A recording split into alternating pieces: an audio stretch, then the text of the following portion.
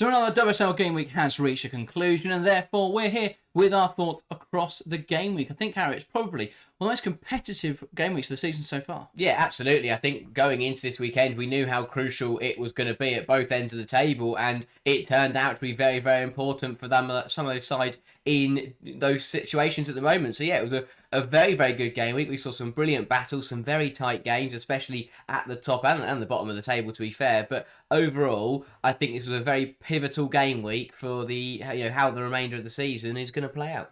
Yeah, indeed. And where else to start today's show then with the game that we were at in person? Arsenal 1 Chelsea. We will get to the game, but let's start with our experience attending. Harry, did you enjoy your day on Saturday? Yeah, I did. I think that it's, especially compared to last season, I enjoyed the game. It felt more like Chelsea versus Arsenal.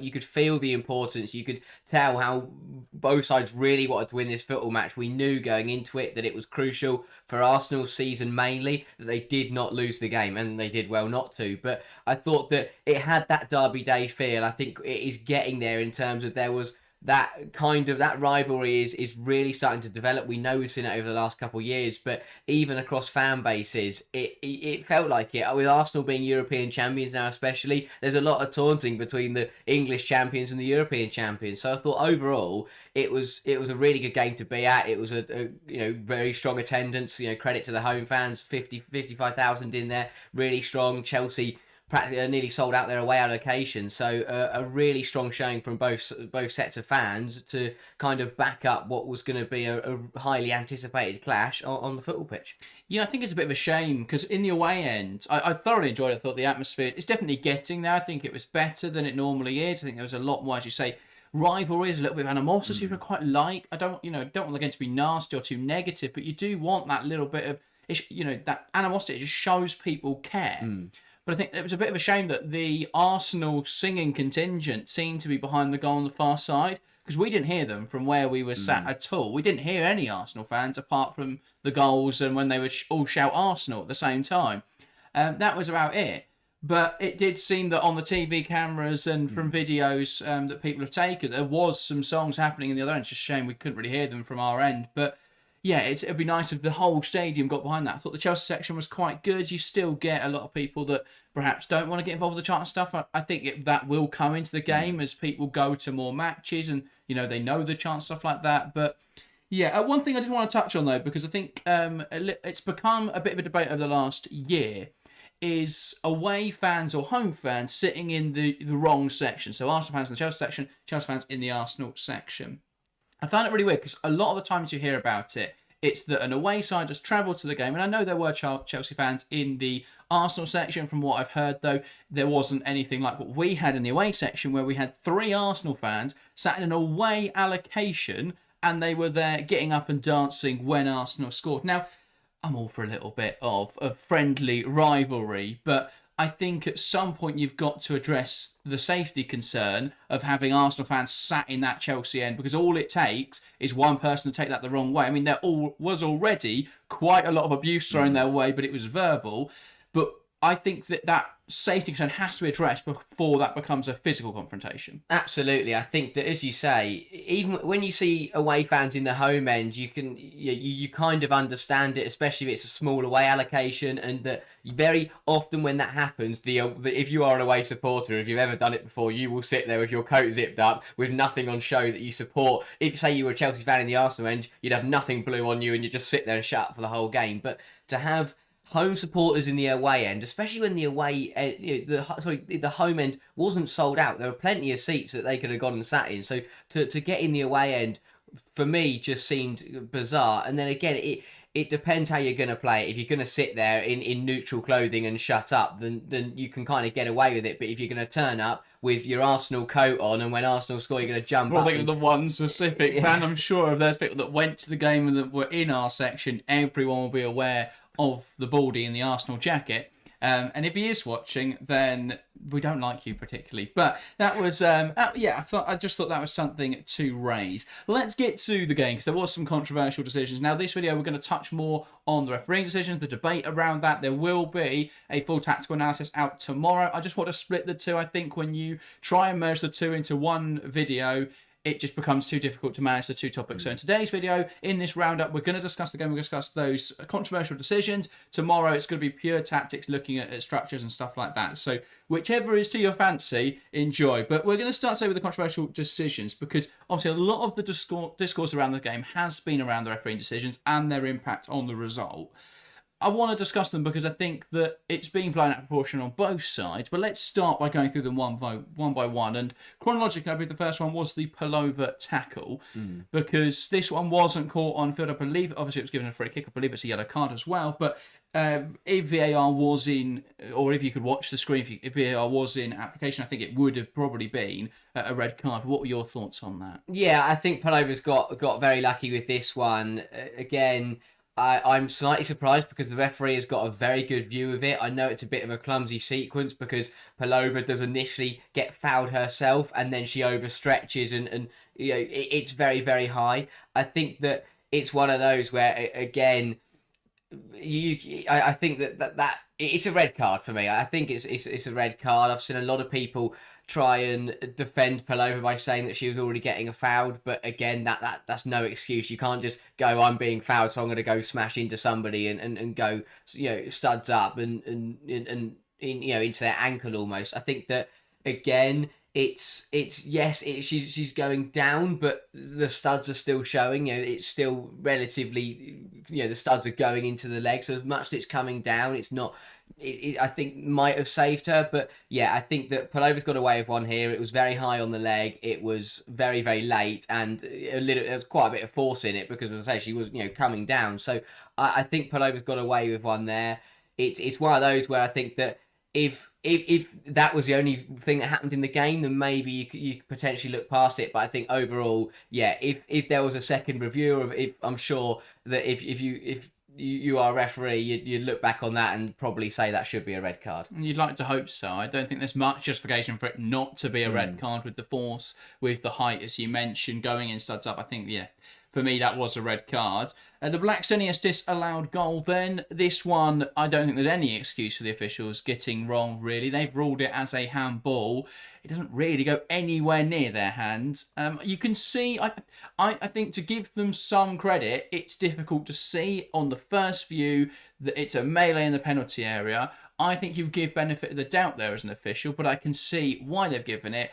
However, looking back at it, it is a howler of a decision. Yeah, it's one of those where you know that it probably wasn't the correct decision based on how long it took to give it. There was a quite a, you know, in terms of when I say lengthy amount of time, I don't mean there was 5 minutes, but in terms of when you think how quickly a referee makes a decision, you see something happen and bang, it's instant. But there was a couple seconds there. There was a clear conversation between the referee and the assistant, and I think that because when you look at the angle the referee's got, she's almost got Blackstonius has almost got her back to her, which is why I think it's really difficult for her. And then as the assistant, when you're seeing it dead on through some bodies, I think it can look like it's touched the arm. And I think between the conversation of them, they weren't particularly sure.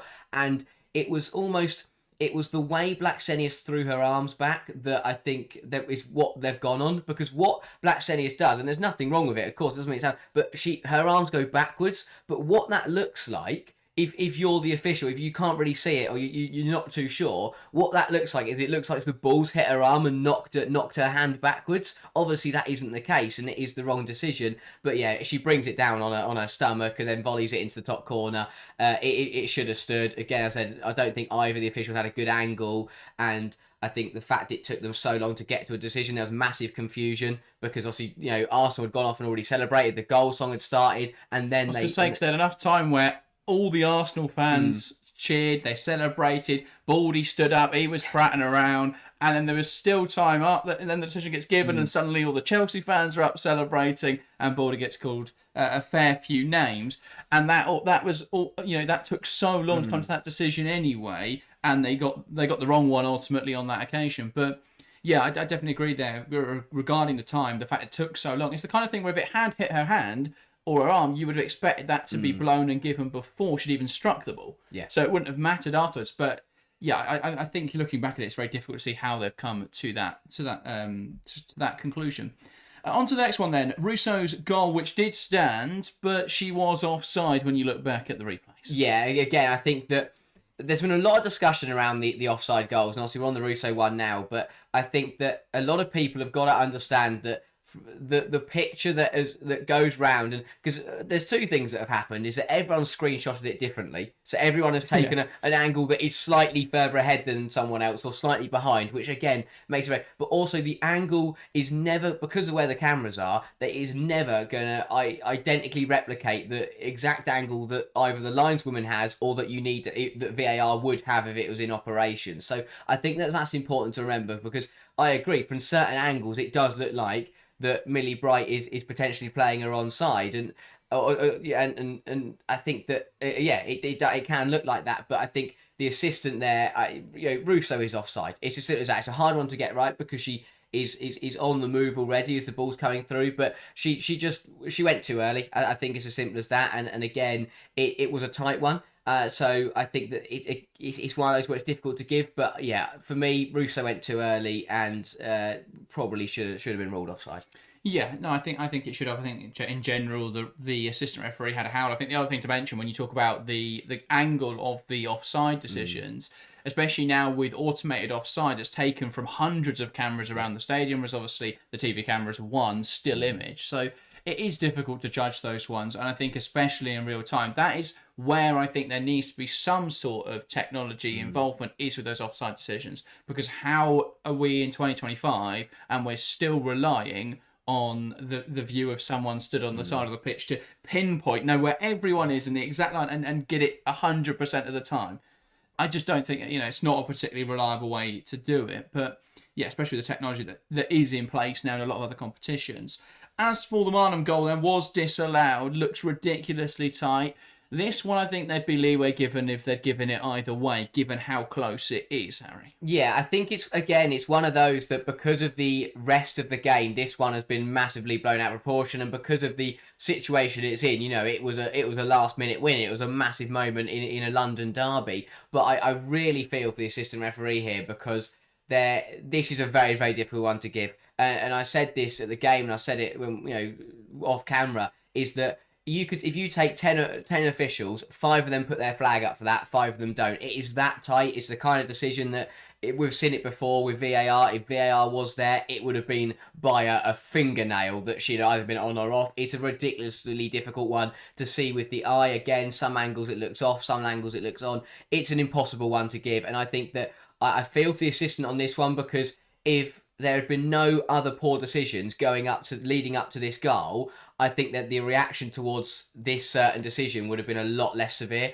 But I think, again, because it's been blown out of proportion and everyone is very frustrated by it, I think that this one has obviously caught a lot of flack because it was the last minute winner and it was the kind of the big decision on top of all the other decisions that were wrong. But yeah, I think that it's a very, very tough one to give. And as you say, in that split second decision, it does look like Marnham, in terms of if you're watching it, because the defenders are stood still and Marnham's on the move, if you're the assistant there, it's going to look like Marnham's gone too early. But it's an incredibly tight one. I'm still not sure whether it was on or offside. I couldn't tell you. So it's a really difficult one to give. I think that it's one of those where I can understand why Arsenal fans are very frustrated. If you flip it the other way, I'd completely understand why Chelsea fans would equally be frustrated if the goal had been given. So it's a very tough one to kind of decide, because I still don't think anyone knows, unless someone's got the technology and done it at home. I don't think anyone knows really whether that was on or offside. Yeah, I think especially because it came in such a decisive moment, that has taken the biggest. That has been the biggest talking point. Personally, I think from a psychological aspect, I think they realised the Black Tennis goal was probably a bit of a dodgy one to have not given that. I think that's why they allowed the Russo one potentially. I think in the eyes of the assistant referee there, when they're viewing the game, there is going to be that little bit in the back of your mind going, was I right on that Black Tennis one? And then when Russo scores, I think you do give the benefit. I think she's given the benefit of the doubt there. Then when Marnham scores, it seems to go back the other way. And I think the problem is always going to be that when you've got an official, there is always going to be a psychological aspect, whereas when you've got technology, it's very cut and dry. Let's have the yearly VAR debate then, because it seems to come around once a season. It's usually around the Chelsea and Arsenal game, because no matter how many bad decisions there are in all the other games, the focus is always going to be on the big ticket event where no one was happy here. And so let's talk about it. Should we implement VAR? Let's start with all the pros of implementing VAR. Harry, what do you think the VAR technology would bring to the league? The main thing it would do is it would take out the glaringly obvious errors. You'd like to think so anyway. In terms of those, like the Blackstone's handball, for example, where it is very obviously not a handball, VAR would eliminate that kind of error. And I think that is, in certain cases, that on its own is very, very important. Again, we've seen it in the league before. We've had a cut. The usual thing we see, the usual glaringly obvious ones are things like handballs, or we get a lot of, in terms of penalties that are given despite fouls happening outside the box. Remember the Merseyside derby last season where Hanoko Hayashi at Goodison Park was taken out 2 yards outside the penalty area, but because she fell into the box, she got a penalty for that. They're the kind of errors that would get taken out if VAR was in operation. So I think in terms of those glaringly obvious mistakes, they would get picked up on and they would be rectified by VAR. Yeah, no, that's exactly what, where my thought process was. I think the other thing is when you look at how it's been implemented into the Champions League this season, I think we've had less discussions around officiating. I don't think, at least to my knowledge, that there's been any contentious decision yet. Now, of course, we'll probably get to the quarterfinals and there'll be some huge VAR decision. Yeah. Has it hit their hand? Has it not? Something like that. But for now, we've not really seen the discussion be around the officiating, and that's what we want. We don't want, to be honest, I don't want to sit here and talk about refereeing decisions. Harry might. He's the referee. That's his thing. I couldn't care less. I'm looking forward to tomorrow's video when I get to talk about tactics and structures and all that sort of stuff. And that's where we want to go. That's where we want the game to be. We don't want to be having these discussions about refereeing every week. I think the problem is when you look at how the men's game's implemented VAR, when you look at how it's come in, the discussion is still always around the VAR decisions. It's often around the sort of nitpicky rules. It's why I quite like what Liga F have implemented, where you can you throw something onto the pitch, and then the ref comes over and goes, "What do you want to challenge?" And then you go from there. I think having some sort of challenge system like what they've got in tennis and stuff like that, where you're able to challenge decisions rather than every decision gets checked, I think that would be good, because then it wouldn't have every goal then being a 5-minute stoppage afterwards, so we can check every angle and see if there was any infraction. It would be, if there's something clear and obvious, the manager's going to see that and they're going to challenge it. So I think that would be good to implement something like that. I think we've got to think about how VAR can be done in the right way. I think at a very minimum, we need to have automated offsides, because that is something that I don't think assistant referees can judge correctly with any sort of accuracy. So I think having automated offsides, if we're going to have an offside rule that is so black and white rather than something that's a little bit different, then I think you've got to have it. I think you've got to have technology involved, because the assistant referee is never going to get that right, and it only creates this sort of discourse and debate, which we don't really want to have every week. On the con side, very expensive in terms of implementing all the technology. I think logistically it'd be very difficult. If we think about a lot of the grounds that are still used in the WSL, yes, the men's stadiums would be perfect. In that case, it's just a case of switching on the already existing system, and then that's fine. But implementing it into a lot of the other grounds where they don't have VAR will be remarkably difficult. Obviously, it shouldn't be too long until the WSL has all men's stadiums. I think that probably will be when it comes in. You think about it now, you've got Arsenal who play at the Emirates, and to be fair, even when they play at Meadow Park, that now has VAR implemented anyway, because they use it for the Champions League. You've got Aston Villa who play every game at Villa Park. You've got Everton who play at Goodison Park, where the technology is implemented. I believe Leicester City now play all their games as well at the home stadium. So you've already got 4 there. You would think for someone like a Manchester City, that cost is absorbable. For Manchester United, or they could just let their women's side play at Old Trafford. You never know. But we're definitely moving more towards that way. And so I think, potentially we'll see some form of VAR. The other thing I want to say is that referees will still be a problem. Yes. And Harry, as a referee, you have an understanding more of the sort of the levels and the training of referees. So why are referees still the problem in the WSL? Yeah, it's very interesting, because they are compared differently to the men's game. So in terms of, if you are a top flight men's official, you are in that select group 1, you are the best of the best in England. Now, if you're in select group 1 on the women's pathway and you're refereeing women's football, it's very, very different. The select group 1, as we've seen in terms of the female referees that referee both sides of the men's and women's football, that select group 1 that referee in the WSL, that is pretty much the equivalent to a select Group 2 / Level 3 referee in the men's game, and that means that they would be refereeing Championship, League 1 or League 2 football, and probably even National League. And if you think about it, that's what we've seen. We saw that, we've seen female referees, bar Rebecca Welsh, she's done one Premier League game. Even when she was the first female referee to referee men's football, that was a League 2 match. I think that was Port Vale Harrogate. And it's one of that, and that shows the difference in disparity, is that you've got top flight referees in the WSL, though they are trained and they are in the same group as official. If they were to cross over to the men's game, they'd be in the 4th division, and it does blur a little bit, because of course some of them can, and as we saw Rebecca Welsh do, they can referee higher up if they wanted to, but it's that they're most commonly going to be refereeing in the 2nd, 3rd or 4th tiers, which again is not what you want. Top flight officials should be top flight officials no matter what ranking or FA they're part of, but that disparity is something that definitely has to be looked at. Again, it means that not many of them will be VAR trained. Only 5 out of, it says 17 referees who are in the WSL, only 5 of them are FIFA international officials, and so 12 of them are just WSL referees, which means they won't have the VAR training, and they won't then, technically they're not in the same bracket as those other 5 officials. So it's something that it definitely needs to be looked at, is how you can push referees through and how you can get them training. Because, for example, there's just over 23 referees in the Premier League, and 19. There's 19 referees in the Premier League, and 10 of those are FIFA trained and FIFA officials, compared to 5 out of 17 in the WSL. That ratio is very, very low, and I think that you need to have more, because what it shows is that FIFA don't want, only want 5 of England's 17 officials. If you look to the Champions League appointments this season, I believe, apart from one game in the Champions League, we've only seen one full set of English officials in the Champions League. We've seen a couple do Europa Cup, and again on the international stage in terms of the Nations League, we very much see the English officials doing Group C's and Group D games rather than doing those Group A and Group B games that involve the best teams in the world. And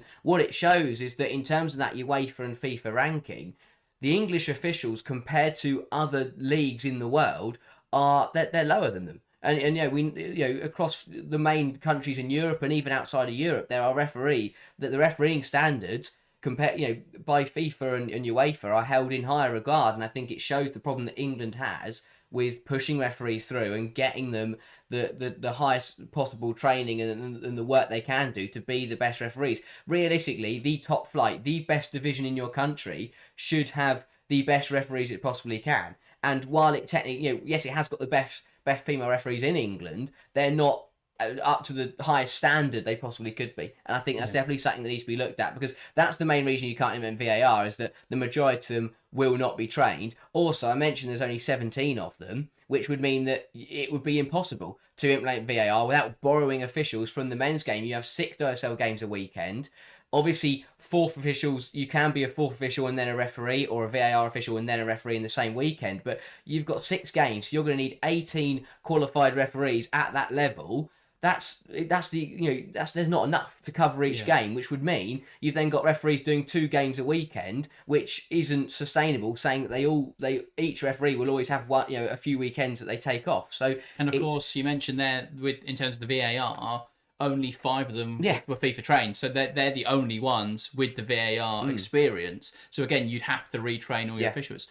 I think for me, when you look at across UEFA, a lot of the referees who do the European fixtures, I think are some of the top referees. You're Stephanie Frappart, even thinking back to Rebecca Welsh, you mentioned, they've done that really high standard of men's football. I think that makes them better referees in the women's game as well. So I think that's really important.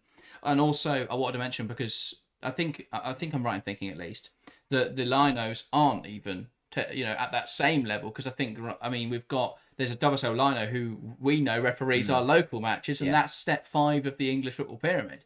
So that is a huge disparity between the level of game that they're doing. So I think that's still, even if you just bring in VAR, it's not that simple. There's a lot of training that needs to go into it. And I think the referees being trained to the highest standard possible should be the focus. I think it's great that we've got female officials in the WSL. though of course there are male officials at a higher standard. I think it's great that we've got female officials. We need to give them the training. They deserve that training to be the best officials that we could have. So hopefully that is something that the FA look at, though the FA investing in the game doesn't happen all that often. But yeah, I think that's something that needs to be pushed through. Back to the clubs in question then. Ramifications for both clubs' seasons so far. Who do you think this draw suits more in terms of the result on their season? Chelsea picking up the point. It sees them lose that top spot, but they do remain unbeaten. Arsenal closer to the fight, but they are still 6 points off top spot. They're still 4 points behind, or 5 points behind Chelsea.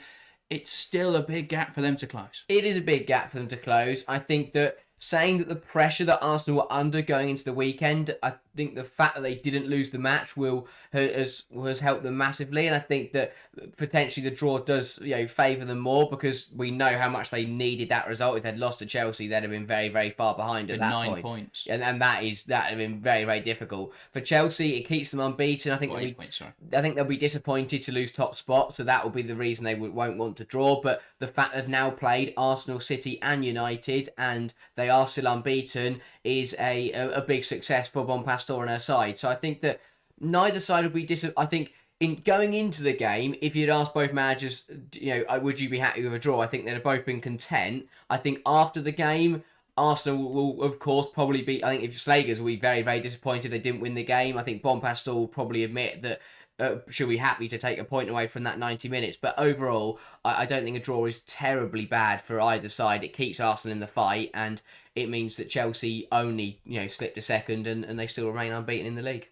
Yeah, as much as I'd love to continue this conversation, to avoid this podcast becoming 50 minutes of us talking about Arsenal, Chelsea, and then 5 minutes at the end where we cram the rest in, we will move on. But do look out tomorrow for the full analysis. I'll be talking about Arsenal, Chelsea, why Chelsea perhaps, what went wrong for them in the second half, why they looked so good in the first half, and ultimately who deserved to win that game. So look out for that tomorrow. Let's get on, though, to the new WSL leaders. It's not Everton, but they are at home. So I'll say them first. It's Everton 1 to Manchester City. Big win for City, but it wasn't a perfect performance from the citizens. Yeah, exactly that. It was a big win on paper, but it wasn't big in goal line or in scoreline terms. But I think it's one of those where City got the job done. It wasn't easy. Everton made it very, very difficult for them, and City weren't quite at the races. But again, I come back to that kind of it's what champions do kind of message, which in terms of you're going away, to Everton, who are a tricky side at Goodison Park in tricky conditions, you under a lot of pressure because all three of your rivals have dropped points. There's a lot of pressure for you to go out and get the result, and they went and did that at the end of the day. And yes, the performance was lacking in certain areas, but they took the 3 points and they walk away from this weekend sat top of the league. And first of all, massive credit to Slegers and Man City, because that is a great achievement under a new manager, and they have been soaring to start this campaign. There were problems, and I'm sure that Slegers will be the first man to admit that they weren't perfect and that they can play a lot better than they did on Sunday, but I think that he also understands the importance of the victory. Everton will be, I think they'll be frustrated. They would have fancied themselves to get something from it. They put City under a bit of pressure towards the end as they were pushing for that equaliser, but they made Man City work for it, and City did well to come out on the other side, even if the performance definitely wasn't anywhere near 100%.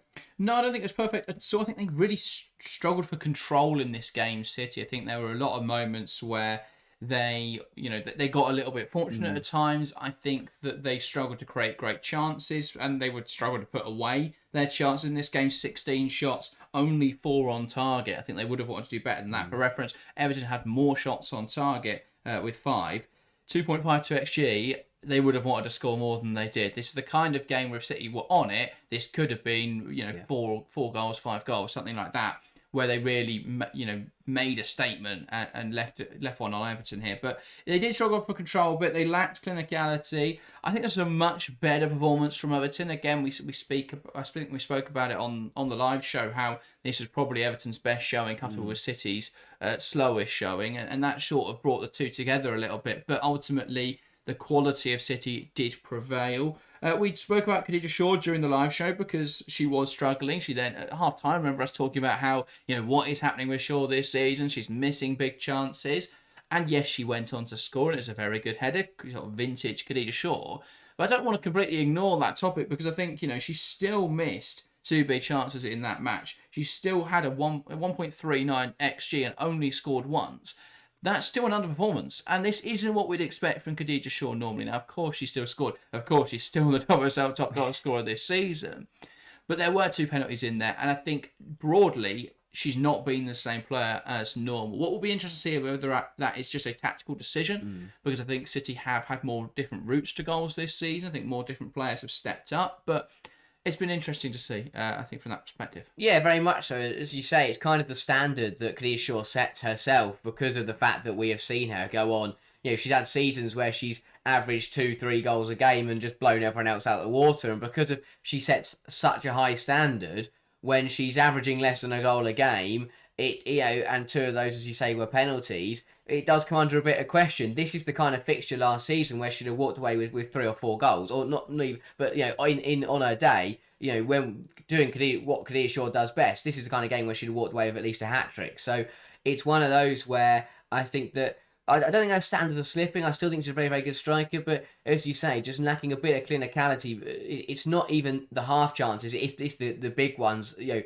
one she had early doors that she put straight at Ramsey. Got to do better with that. You're under no pressure. You're less than 6 yards out of the goal. You just got to put it outside the goalkeeper, and she's not going to get there. So, and you feel in game state terms as well. If that goes in, floodgates open. Yeah, it's one of those where I think it has positives and negatives. It shows that City aren't relying on Shaw to deliver anymore, but still, I would have expected Shaw to score a lot more than she has already. And again, maybe we shouldn't expect ridiculous numbers from her every season, but the fact is that she has done it every season so far since she joined Man City. So the fact that she isn't doing it quite yet this season means that I think that we can question it a little bit. Yeah, absolutely. Two players I wanted to touch on. We will get to Everton's players, but I want to start with Manchester City's Vivianne Miedema, a player I've been quite critical of this season. I still think that was very fair criticism, but in this game I was much more impressed with her. I think that she was able to find those runs to the channels. We noticed them early on, the way that she was able to receive the ball in the pocket. She looked really tidy with her control, and I think that she suited the City system much more than she has in previous weeks. Of course, she got the goal still, and I think that just shows that she's more natural as a striker, the way that she ran in behind, takes it past the goalkeeper and slots it home. That's classic striker movement, and Vivianne Miedema for me always will be a number 9, but she's certainly adapting much better to that number 10 role that Jeglet wants to play her in. And the other one for me was Ornella Vignola, because she got a little bit quiet the last few weeks, but playing in a central role in this game for Everton, she was able to drive that ball forward. I think there's a lot of times where Everton were under a lot of pressure, visible into her, she's going to turn and drive forwards, and that creates something. And I think that Everton did well in this game to be a bit more direct than they perhaps have in recent weeks. I think the way that they were able to, for the goal especially, ping that ball in behind, Payne with her pace, burst past Rebecca Knack. Again, I think it's the same sort of goal City seems to have conceded every week this season. But ball gets in behind, they cut it across the box, the defence don't really deal with it, and what a lovely flick from Kelly Gargo. Again, player up front, she's going to do incredibly well. But I think that directness, Harry, was really important. Yeah, it was. It's exactly what we said Everton should have done all season. They've got the players, they've got the setup to be a fast-breaking, direct, transitional team. Look how they beat look how they beat Liverpool in the Merseyside derby in match week 1. Vignola scored a hat-trick of fast, transitional, direct breaks, and I think again she put straight at the goalkeeper. Yeah, it's very true. But I think that again they went direct. They found players in behind. They got out wide. They got the players wide, and then used their pace to their advantage. And we said this, and I'll say it time and again. If you get the ball to Kelly Gargo anywhere near the goal, she will put it in. Look at the goal she scored. She will find a way to put it in the back of the net somehow, even if she does flick it into the far corner with her back facing to goal. That's the kind of player she is. And it shows if they go direct, if they just look to use Gargo as that target forward, if they can get Payne and co running down the wings and causing issues and getting into having space to run into, they're going to cause problems for teams. They don't look good, they don't look secure, and they try and play out the back. But in this game, they went direct, and against a team like City, who for years haven't been able to defend the transition, it was so dangerous, it was so effective, and it was the main reason why they were absolutely in this game, because they'd turn the ball over, move it quickly, and catch City out. And that is why City struggled to get control. They didn't have as much of the ball as they probably would have liked to, and it became quite end-to-end at times in this match, because City would come forwards, have an attempt, lose the ball, Everton would quickly turn it over and get up the other end and have a shot themselves. So it turned into a very, very good affair because Everton were a bit more direct and they made a game of it because they didn't just try and play out the back and end up passing it to the opposition 17 times like they have done for the rest of the season. Yeah, absolutely. I think the other thing to highlight as well for Everton was they've got to change that centre-back and left-back combination because Ishikawa and Pacheco just have not been complementary, have not worked well together at all. They keep getting caught out in that space. If this was Football Manager, they'd have a little orange dotted line between the two players that show their relationship doesn't work together. They have been caught out so many times where Pacheco's pushed high, Ishikawa doesn't come across, and then the winger just uses that space. Or in this game, it's a lot of the time it's Vivianne Miedema bursting into that space, and they've just got to. They've got to have a better understanding between the two. Pacheco's going to get forward. Ishikawa's got to come across and deal with it. And I thought by playing Martina Fernandes as a right back, you'd expect that would become a situational back three and that they would deal a lot better with transitional moments. But that wasn't the case. Martina Fernandes got high and there was a lot of space still to exploit behind Ishikawa. So that was still a problem in this game for Everton. That's something I think they've got to address. But City going top of the league then. A statement really at this early part of the season. My question though is this performance, is their title challenge sustainable? I think it's a difficult one. I'll be really honest. It's a very difficult one to tell.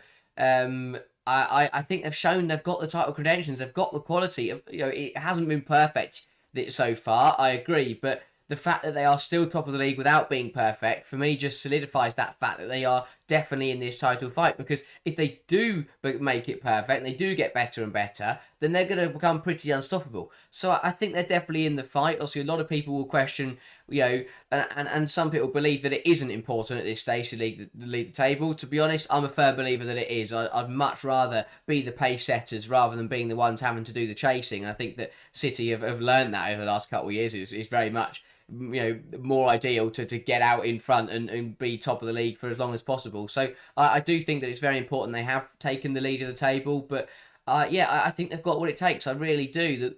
Again, we praise Chelsea. The reason Chelsea have always won the league over everyone else, yes, obviously they've been brilliant, but it's that when they've played poorly, they still get results. The amount of times they did it last season, there was a couple in there where they looked down and out and they found something out, absolutely nothing to win the football match. And City have had to do that at times this season already. There's already been points. The Brighton game, this game, even West Ham 2 weeks ago. They look like Arsenal as well, where they look like they're going to drop points, but they save it at the death, or they turn it around and they get back to winning ways. And that's what you need to do if you want to win a league title. And I think with Jegler as manager, with Hemp returning, with Knack back as well now, I think there's a real belief that City have got what it takes to go on and win the league this season.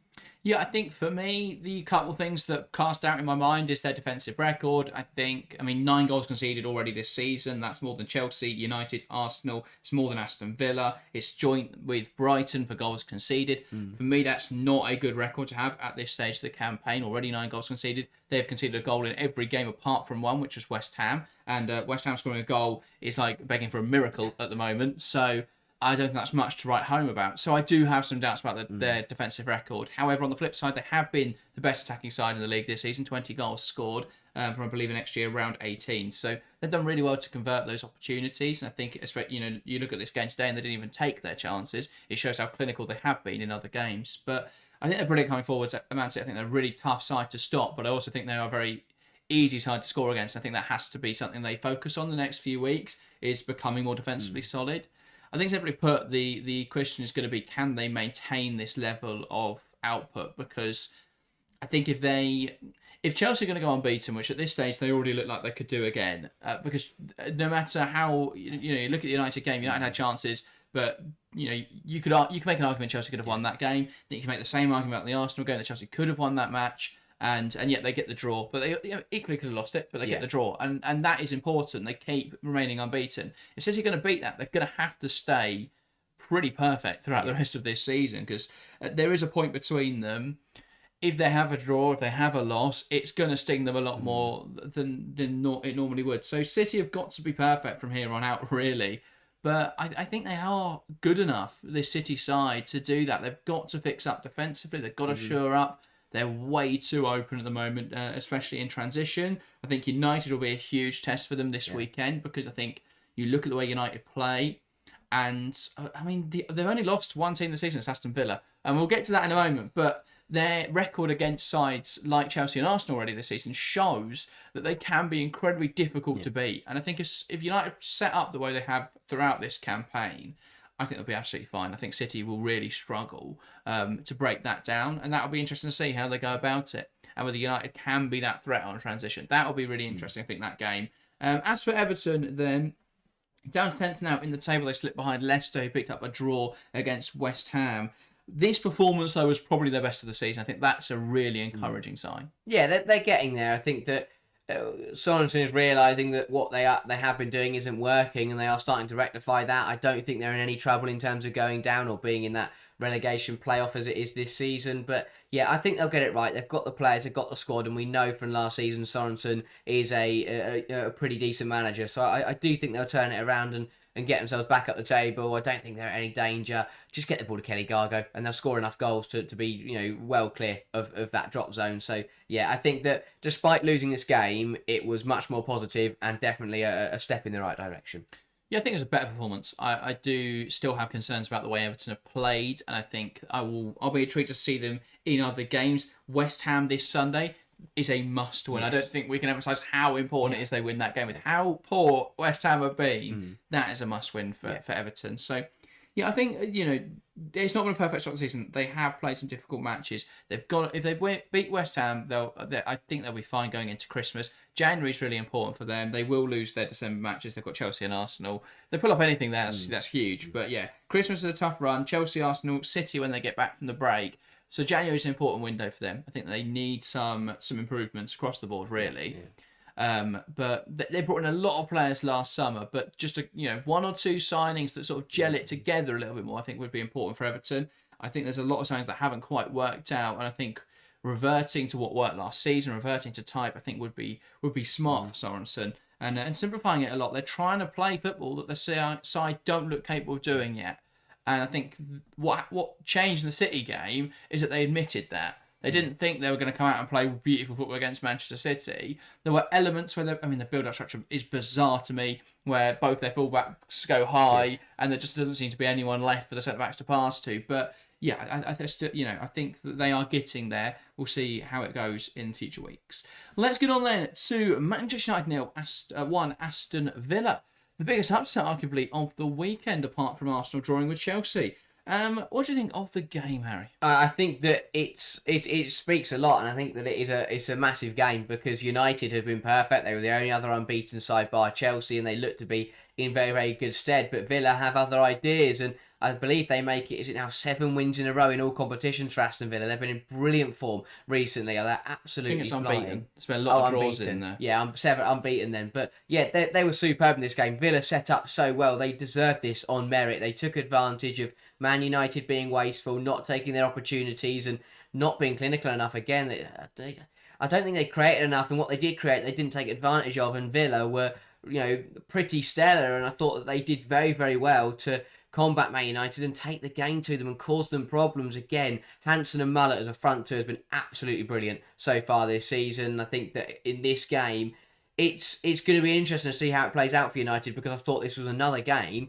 where we saw a player get the better of Maya Letitia, which is something that we've never seen before. But suddenly it's now back-to-back weeks now where she's been done by, Kiko Seke took her to the cleaners at some points in that Brighton game, and Kirsty Hansen was all over her in this game. And between Hansen and Mullet, they got an absolute handful for that Manchester United defence. So I think that United have got to take a bit of a look in the mirror, but for Arroyo and Aston Villa, they are looking straight ahead of them. Forget looking over their shoulder now. They are flying towards that top lot and looking to cause some shockwaves as they do so. Villa probably should be high. You look at the games that dropped points this season. Leicester, they drew with. Everton, they drew with. That's a huge 4 points there they've missed out on. They've got a game in hand against Liverpool, but you add those points they've dropped already, they'd be on 14. You add that win against Liverpool, they'd be third. Yeah. So it's such a shame they've dropped points to positions. They've done well, though, to maintain consistency. As you say, 7 games unbeaten now, really nice record. They've played a lot of the top sides. The fact that they're running to Christmas now is London City, Liverpool and Tottenham. These are big matches because they're sides that are in and around them in the table. If they can prove their worth against teams like that, they'll stand themselves in really good stead. This is a big win, though, beating a United side who have been very difficult to beat this season. For United, there's got to be some concern over what's happened defensively because they've been so good defensively all throughout last season into the start of this campaign. But 3 goals conceded in the first 6 match weeks, 3 in the last 2 games. That has to be a point of concern, I think, for Skinner's side. But yeah, the goal, Mira Taylor from a corner, not one to write home about, but a big one and an important goal. United failed to deal with that set piece. I think the best chance of the game, though, came just before that when George Muller had the ball in the penalty area and probably should have scored. Could have done better at least with that chance. But United just were thwarted, really, I think, in attacking areas. Only 2 big chances created. Both of those were missed. Just 1.10 expected goals created. No chance worth more than 0.22, which was Melvin Mallard's in the 89th minute. Beyond that, I think it was a lot of 0.10, 0.10, 0.16, those sort of chances. But they didn't create anything quality. 15 shots, just 4 on target, 26% shot accuracy. So United really struggled to create good quality chances, and the chance they did create, they really struggled to do anything with. And as much as people will say, and I know obviously it sounds like I'm making an excuse, but I don't want to sit here and go, oh, United were terrible, because I don't think they were too terrible. I think it was so difficult to break down that Villa defence. I thought Villa were immense defensively. Got some numbers to back that up. Defensive contributions in this match. Anna Patton was 17. It's ridiculous. Ocean De Landes with 14. Lynn Vilms, who got an assist as well, with 11. That is a monstrous display from that Villa backline. Exactly that. It's what we've come accustomed to under Arroyo. We know that Villa have been very, very strong defensively since Natalia Arroyo came in, but this was next level. They were absolutely superb to, as you say, thwart a Man United front line that has looked very, very dangerous this season. Players like Park and Toon just couldn't create anything. They were stunted in everything they tried to do, and Villa played it perfectly to a T. And again, this game came down to defensive organisation. Villa were perfect. They nailed every single moment. No one got dragged out. No one got separated. They defended superbly as a unit. United, meanwhile, and I don't think I've ever criticised Man United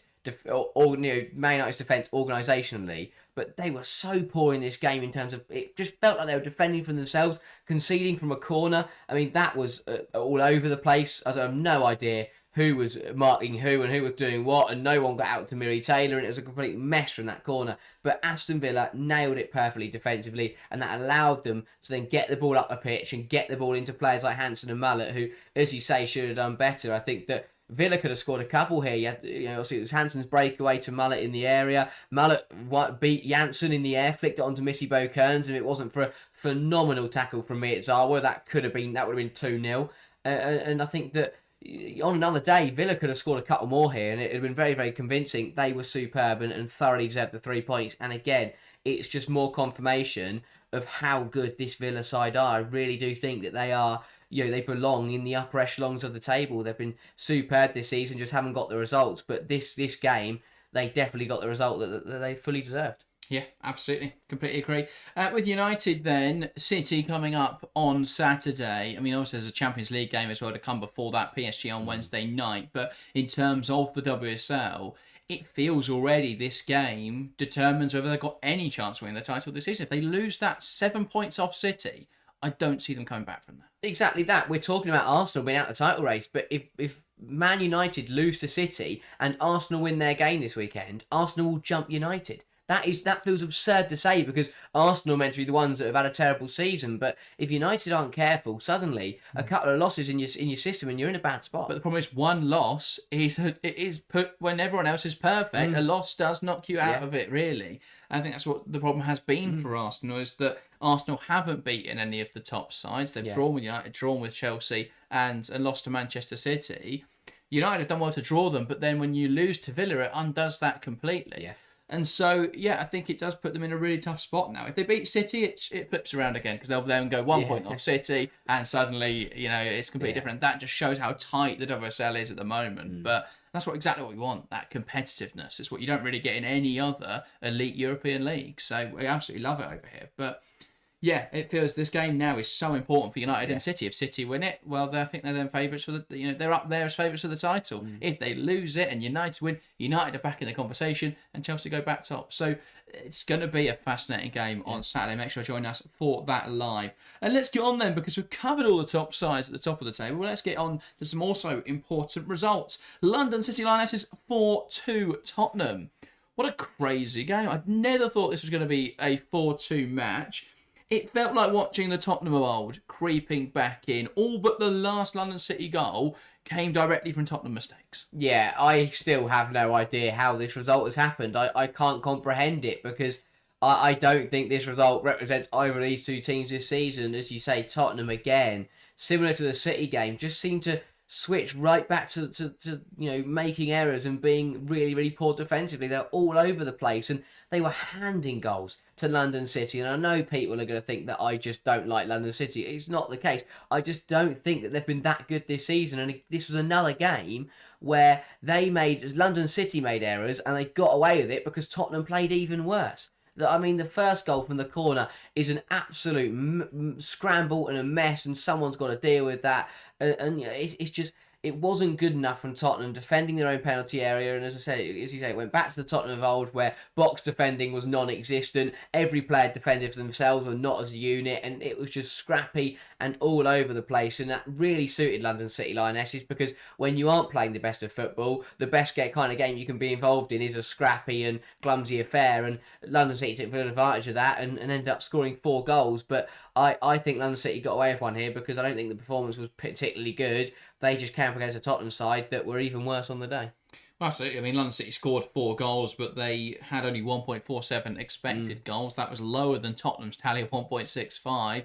Only 6 shots on target, but they scored 4. And yeah, it's a big result, but as you said, the performance wasn't really there for London City in this game. They got the result of the line. That is important. It's a big win over a side who they were close with. You know, if they lose this game, they're then, I think, 9 points off Tottenham they'd have ended up, but they closed the gap to 3, and that is a huge thing at this point in the season. But yeah, I think that there's still questions over the performance. In terms of the goals, the first goal, how Tottenham don't deal with that corner better is beyond me. Just get the ball out, and they let it drop, and Godfrey manages to put it in the bottom corner. The second goal, that comes after half-time. We'll go back to the Tottenham goals as well, but the second goal for London City comes after half-time. It's a break down the right-hand side. No one closes Godfrey down. He plays the ball across the box. No one deals with the ball in the box. Paris there at the back post to tuck it home. Then came the stupid own goal. I don't think I've ever... It's just... I think she just panicked. I don't know what she was trying to do in that situation, Amanda Nilden, but it just drops in front of the goal and she knocks into her own net. And it's such a clumsy one. And in that stage of the game, it's 2-2. And Tottenham have just got themselves back in. It was Summonen's free kick. And you feel at that moment, maybe, it was getting to the last 10 minutes, maybe they'll hold on for a point. Maybe Tottenham could even go and nick it. And instead, they gift the game away with an own goal. The last one's a fantastic finish from Freya Godfrey. Someone should close her down, but it's a fantastic finish. In terms of the London City mistakes you mentioned, the penalty, Saki Kumagai, what is she doing? No, I've no idea. I still, again, I can't understand what she's tried to do here. I can get that potentially she's a little bit blindsided by the movement, but even so, you then once you see the player, you back out of it. You don't just take the player out. You never, again, as a defender, you never slide going back into your own penalty area. If you've stepped out and then you're out of position, you don't respond by just coming from behind and taking someone out in your own penalty area. You can't defend like that because penalties happen and things like that happen. She also completely missed the ball. Yes, that is also true. That is true. If you slid in and got the ball and there was a little unlucky that she caught someone, fair enough. She completely mistimes it. Yeah. Not only is that unjustified, that level of sort of aggression and that challenge in that position, but she also got it horribly, horribly wrong and just wipes out Drew Spence, I think it was. So, yeah, it's just a bizarre decision from Saki Kumagai, and that could have cost them in that game state. They were 1-0 up. That took them down to 1-0. They went on to win the game 4-2, but that's something they've got to bear in mind. 4 penalties conceded now this season. That is level with the joint most from last season, which was Tottenham with 4. So they've got to bear that in mind. They've got to be better. But again, it's what you expect to see from a side where there is that lack of understanding. There is that lack of continuity really amongst the squad. They don't understand each other. There isn't really that organisation. So people do reckless things and keep giving away pens. People panic. And so, that has been a real problem so far for London City. Big win, though. I wrote down, should we respect London City more? I don't think so. I still don't. As you say, I think there's still a lot of characteristics there of a newly promoted side. I think, yes, they're getting points on the board, but I'm still not convinced. They are kind of floating through because they've managed to sign Nikita Paris. I'll be honest, that is very much the feeling I get. I still think defensively they've got a lot of issues and the football that they play isn't particularly good. I think that again, I'll at the end of the season, if they end up still being in fifth or sixth, I'll hold my hands up and say I was wrong. But I think that with Brighton, with Villa charging through the field, with Liverpool potentially on a comeback, and sides like that, returning to good form, London City could easily slip to eighth or ninth, which is where everyone was expecting them to finish. Yeah. So I think it's one of those where they've got out hard and fast right now, but it's the kind of thing that I think will catch up to them come the end of the season. As I say, if we get to the end of 22 games and they are still sat fifth, then fair enough, massive credit to them. But I still think they will find themselves slipping through the field as the season goes on. And when we do get to the end of that 22nd match week, I wouldn't be surprised if they are closer to the drop zone than most people expect right now. Yeah, I mean, they've got quite a nice run, I have to say, over winter. I mean, Aston Villa next week's a toughie, but December they play Brighton, Leicester, they come back then to Liverpool, they come back to, Leicester, and then, Liverpool, City, Brighton.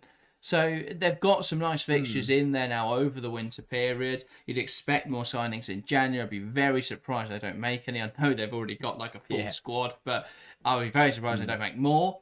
And that could see them kick on. But as you say, I think Villa, once they play that game against Liverpool, you'd expect them to win that. You'd probably expect them to beat London City anyway this Sunday.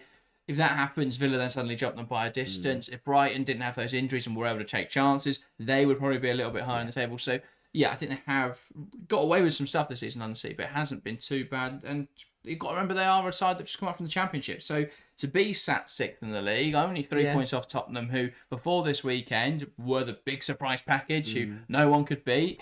So, yeah, I think that has to be given some plaudits, but I do still agree massively that they have got away with it at times. As for Tottenham, biggest cracks so far, is it, of course, a concern or just an outlier?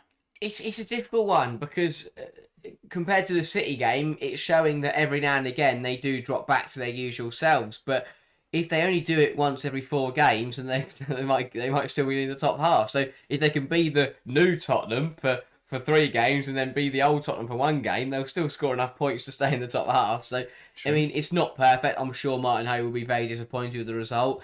But yeah, I'll be intrigued to see whether it's a theme that continues on because it's, again, I thought that compared to the City game, this was expected, but compared to the other 6, they look miles off the things that we know Tottenham can do this season. So, again, it's really hard to work out whether it is an outlier, whether it is where they actually are. I think it's somewhere in between. I think they're much better than that performance represents, but I also still believe that there are elements to Tottenham that definitely need to be improved going forward. Yeah, indeed. Tough run up till Christmas, though. Arsenal at home this weekend. They then face Aston Villa at home, followed by Manchester United away. That is a difficult run in to Christmas, and with London City having comparatively nicer one, that could see them slip behind them. But that does make this weekend even more important in terms of if London City do jump them then.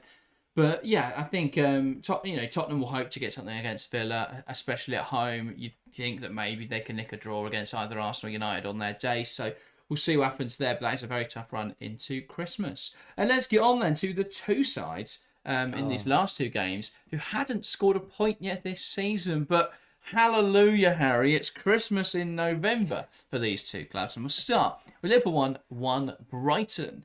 Probably Liverpool's best performance of the season so far. I have to say, I looked back at the stats today and I was a little surprised by what I saw because I think Liverpool were much better than the data suggests. 0.69 XG to Brighton's 1.49, only 49% of the ball. But I think for large parts of the game, they were the better side. They were, and I think that, yes, they've got a point, and that is fantastic. They're off 0, hallelujah, but it could have been so much more for Liverpool in this football match. Late on, just got to hold it there. They nearly had their first win under in the league under Gareth Taylor, but Brighton had other ideas. As you say, I was massively impressed with how Liverpool set up. I think that, again, it just... Don't get me wrong, some of the stuff that Gareth Taylor implemented was absolutely brilliant, but they got the basics right. Faye Kirby, her best performance of the season by a country mile. She looked like a different goalkeeper to the one I saw flapping around against Everton. It was much, much more improved. Credit to her because that was a phenomenal performance in net. Back 4, Shimizu comes in. Grace Fish returns to centre-half. You don't have to play Gemma Evans ever again. You don't have to play Gemma Bonner. Happy days. It was a back 4 that looked functional. It was a back 4 that looked calm on the ball. They didn't make any costly errors. and they were pretty solid. The one player that did nearly make a costly error was Futon Nagano, which massively surprised me because usually she's phenomenally consistent. She was still good in this game, but got away with a couple. But it was just defensively from Liverpool. They looked so much calm. They looked a completely different backline. Mostly because it is compared to the backline we saw at the start of the season. But shuffled around. Yeah, they were so much better. Having your captain, Grace Fisk, as that centre-half in the middle of your back four is vitally, vitally important. Having Shimizu there as an experienced head is also absolutely key. And it helped players like Clark and Woodham, who have been a bit hit and miss defensively this season. They looked so much more secure. Kirby as well, much calmer. That gives confidence to your defence. When you've got a capable goalkeeper who's calm, who's making saves and being, positive and getting out to things, that gives you confidence as a defence. And I thought that, yes, there were still a couple of errors in there, and they potentially got away with a couple in there for Liverpool. I thought that the way they recovered it, but overall how calm they were in this game, was a massive improvement. And it allowed the brilliant footballers in the front line to do what they do best, score goals and play good football. Yeah, exactly. I think they combined really well. I think Enderby drifting inside to allow Woodham to hold the width. He was excellent in this game, Lily Woodham, but that was facilitated by Enderby coming inside and Woodham being able to overlap. She got the assist for Beta Olsen's goal. I think Olsen leading the line looks like much more of a presence than what we saw from Enderby when she led the line. Kapox in the 10, the unsurprising emergence of her as a central midfielder, but she was phenomenal in that 10 role, being able to pick up the ball and her ability to receive under pressure and read the game, read the pitch, her understanding of pitch geography and knowing then where to go was excellent. I think the way that she'd often received the ball on the half turn, already she's taken players then out of the occasion, and she's got space to look forward into, and she always seemed to drive forward with purpose. Holland, I think her deliveries had to be better at times, but held that width well on the right hand side as well, and it worked for Liverpool. Yeah. I think it's finally coming together for Taylor. They'll be gutted about the way they lost this game. That late leveller from Kafaji came on, had that impact off the bench. I think for Brighton, there to a certain extent, it was coming. 2 big chances missed before that point. They just lacked that Kanakati. Camacho was unlucky to score when her back post header hit the post, and that was unfortunate. So I do, to a certain extent, sympathise with Liverpool, but I also think it was coming at times. And so, yeah, I mean, great impact from Kafaji. You could see her get on the score sheet. Liverpool, I think, just switched off in that moment, but at least they're not on 0 points anymore. Yeah, exactly that. I think a point, as you say, is probably the fair result. It's one of those where I think if Brighton had scored in the 60th minute, I would feel a lot less for Liverpool. Not feel a lot, sounds harsh, but in terms of I think it wouldn't hurt as much for Liverpool. It wouldn't be as difficult to take, but they were so close to that first win. I think when it does come, it's going to be huge. But the important thing is, which differs to the side we're about to talk about, is Liverpool actually, they look like they're going to win a game. They look like a functional football team. They look like they're getting there now. They're getting the basics right. And that win surely is not that far away because it is really starting to come together for Gareth Taylor. So let's go on then to our final game of the weekend. It's West Ham 1-1 Leicester City. This a big point for West Ham, finally getting off the mark. First goal promoting player as well this season. A lot of milestones ticked off for game week 8. I want to start though with something a little bit amusing from the game, which was the shot map, because it looks to me like 2 drunk people doing target practice. The shots are just from such random areas, and this is why we didn't see loads of goals and why West Ham have struggled to score this season, because you look at the shot map and the just range of areas they're shooting from is bizarre to me. So I found that quite interesting. But this was probably West Ham's best performance of the season, though that is not saying a lot. Yeah, as you say, West Ham, first point on the board, first goal, brilliant. Exactly what they needed, and they did it, and that's what matters. But as you say, it wasn't convincing, and there's still a long way to go. And how do they win the game? They weren't playing very well, and they still didn't manage to win the game at the end of it. Again, a draw was probably the right outcome, but overall, in that position, 97 minutes on the clock, you've got to hang on at that point in time and do not let Shannon O'Brien put it in the back of the net. But West Ham, again, it wasn't convincing. I wasn't that impressed, as you say, really wasteful in front of goal. One of the best front threes in the league last season. Looked like they can't hit a bundle or a banjo at the moment, and even the goal that Martinez did score, I can't quite really understand. She knew much about it. I mean, Yeah. it's Annick Denton was fantastic in this game. Got up and down the line. She got the assist for the goal as well. I think it was her put the ball across the box at least. But it was such a bizarre goal. She seemed to sit down on it and it bounces into the goal and pinches in. I mean, FootMob has it down as shot type other body parts, because they couldn't identify what part of the body she had scored. I don't think they've got a bum shot ready to go, but that is what she scored with it. Felt like, such a weird goal. I'm not sure how much she knew about it. She seemed to hit her and go in, but when you're in the situation West Ham are in, you do just need that little bit of fortune every now and then. But I brushed over there, but Annick Denton throughout this game, phenomenal. The way that she drove forward, she almost scored early on. She cut inside and took a shot on her right foot. Really good player, and looked really good in this game for them. But yeah, I mean, it's a step up in performance level from West Ham. That late leveler, though, crushing, similar to the game between Liverpool and Brighton. That goal in extra time, this one, 97th minute on the clock. But West Ham, I don't think have any complaints. They defended it so poorly. Yeah, again, it wasn't good enough, and it's the same problems we spoke about for West Ham. Box defending, letting them down once again. You've got to deal with it. Someone's just... At that point in the game, it doesn't matter who, it doesn't matter how, it doesn't matter what you do with it. Just make contact with the football and deal with it. Do not let Leicester get anywhere near your goal. Get it into the corners and sit on it. That's when Shakira and Martinez need to get it in the corner and sit on it. But yeah, I think it hurt, especially for West Ham. I think what made it worse was their game finished after Liverpool. So we just watched Brighton equalise at Liverpool, so that Liverpool only got a point, and West Ham at that point in time were winning the game, and it was like, wow, Liverpool are only going to draw, West Ham are going to win, and they're going to get off the bottom of the table. And then they went and conceded, and they're still bottom of the league, and there's still more problems for them. But again, so close to that first victory. It is a first point, which is a step in the right direction, but I think it is a very small step in the right direction because the performance left a lot to be desired, and I think it's more of a question of, again, Leicester.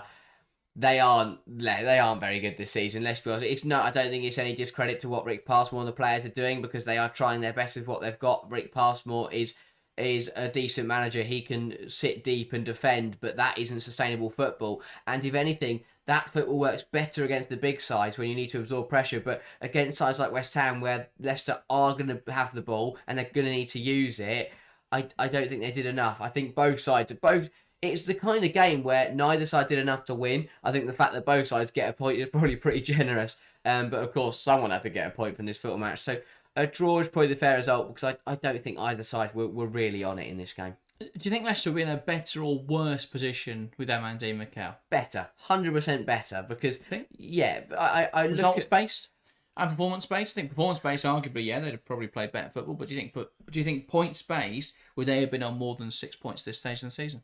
That's a very good question, actually. That has made me. Well, yeah. Would they have drawn? Slightly. Would they have drawn 3 matches? Would they have drawn 0-0 to Villa? Would they have drawn 1-0 with Everton? Would they have drawn as well to West Ham this week? Would they have won more games? Would they have lost more games?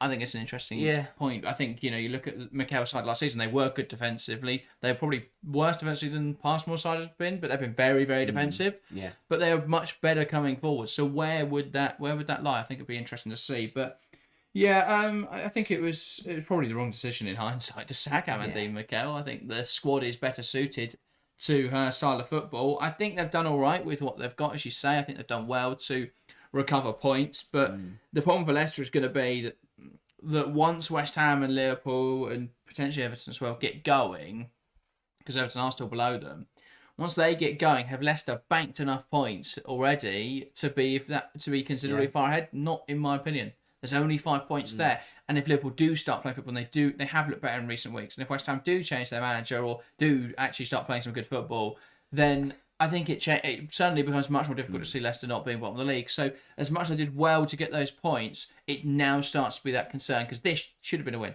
Yeah. Again, the form that West Ham were in, to give them their first point of the season, that's incredibly disappointing for Leicester. They've got Brighton, they've got City, they've got London City before the Christmas break. That looks very difficult, I have to say, for Leicester. And if West Ham, they play Everton, who haven't been perfect this season. Then they've got United, who are in a bit of a bad run of form. Then they've got Liverpool. So it's a really good run now for them. And for Liverpool, who likewise they've got 4 games until Christmas now, with Chelsea this weekend looking very difficult, but then Villa Arsenal and West Ham in December. You look at that run and you go, well, yes, it's difficult fixtures, but they have still got chances to get points in there with Villa in the form they're in, with West Ham below them. I just think for Leicester, they've got to start to look over their shoulder a little bit. And the fact that they are struggling to score, because they did have more chances than West Ham in this game. XG total 1.49, 11 shots, only 2 on target. But they played very negative football, and if they had been a bit more aggressive, would they have won this game? Potentially so. But yeah, interesting game week. I think probably the most interesting game week of the season so far. Big points being dropped at the top, big points being dropped at the almost won and then lost at the bottom. And yes, some good midfield fights as well. Let's get on to the final segment of the show, which is looking at our aerial fantasy teams and crying. Because even when you have a good game week, somehow you have a down arrow. I'll kick us off. 48 points this week. I was quite happy with that. I don't think I did too badly to score 48. Have you done way better, have you? No, I haven't. I'm not the one at all. I think I don't. Surely you haven't got an arrow. That might be a glitch, because I think with 48 points, you should definitely have a green arrow for that. Nope, I have a down arrow. I'm now down to 243rd in the women's football chat. The problem is now I feel like I'm surrounded by people who have brought in the new players that are doing well, and I'm probably gaining on people that are really high in the table, but I'm still losing people below me. But 48 points this week, it was nine above the average, but still I drop. It went better for me this week though. Captaincy on Khadija Shaw worked out well. I got 12 points from her. My other big points was 12 points for Lynn Vilms. Absolutely massive. I thought about benching her this week with the game that they had, but I'm very glad I didn't do that. Letitia with 5, Casperite with 4, 6 as well for Lucia Kendall, who got subbed in for Beaver Jones. That was disappointing that Beaver Jones didn't play, because that's a big, that's 12 million on a player who didn't even play. Not really ideal. So, 10 million on a player that didn't even play. So that was not ideal. And then a lot of 2s, Part 2, Calendar 2, Vimberg 2, Camacho 2, and my gamble on Lisa Kopp didn't pay off. I brought her in this week for Emily Ramsey because I had nothing else to do with my transfer. I think Chelsea are going to concede, so I'll take out Hannah Hampton. Chelsea did concede, I was validated, but Hampton got 5 points, so I probably should have just played her anyway and not played Lisa Kopp, but that's how it goes. 48 points, could have been more. And my visionaries, Kendall paid off because she kept a clean sheet. Vimberg didn't, Camacho didn't. I thought one of them might get a goal, neither of them did. A bit disappointed. 39 points for me, above the average, but a bit disappointing. No one really did anything, as you say. Captain Shaw as well was the big hauler there with 12. Kafaji 6, Grant 4, Letitia 5. I'm not sure how she picked up 3 bonus points. I'm not sure for that game, yeah. And Riviere as well got 3, and she picked out a bonus point. I really don't know how they both did that, but I'm not complaining at this point in time. But yeah, a lot of 1s, a lot of 2s. Cop on 0. Benching Van Domselaar, who got 3, so that was a bit of a loss there. But I can't be too disappointed because no one on my bench did anything. I just had a week when no one really did anything, and if it wasn't for Shaw and Kafaji, I would have had about 12 points. So, I'm happy though. Shaw with 12, it's not great, but it's the first time my captain's done anything this year, I feel. Yeah. I've captained Shaw last week, she did nothing. I captained Beaver Jones the week before that, she did nothing. Captained Salmon the week before that, she did nothing. Beaver Jones 12 in game week 4 was my last captain return. So, yeah, I'm glad Shaw's actually done something. Looking forward to next week. I've got City United players playing against each other, but I do have some Chelsea assets against Liverpool. I've got 3 Tottenham players against Arsenal, which isn't ideal. And I've got Katie Reid, who is unfortunately now out with an ACL injury. So, not ideal there. I have got Camacho against Leicester at home, though, so hopefully that will come to something. But, yeah, a lot of tough fixtures. So I'm going to have to use some of my transfers, probably.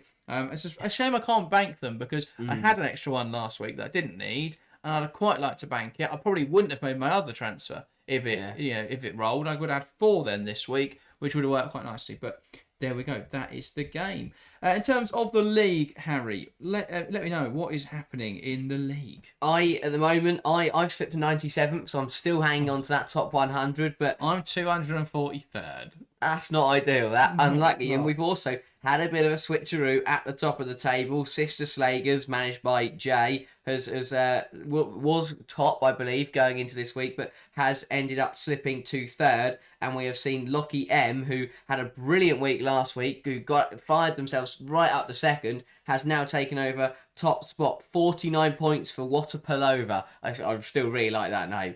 They had Captain Russo, who got 9, so that was doubled to 18. Had Tamberg 6, Benet 5, trying again to Letitia 5. So they did frontline really carrying the points there, starting all 3 forwards, and all 3 of them delivered points. So Waterpolova, Lockie M, sits currently joint top of the table with Neil Thompson, who picked up 57 points. That's a very big haul in a low-scoring week. Who do they have? Had Freya Godfrey, 16 points. Sim Peter with Freya Godfrey. That is, I had her in my team. I got rid of her for Eriksdottir because I was fed up with her not playing, and I wanted a £4 million player that was going to play. So yeah, a bit annoyed, but.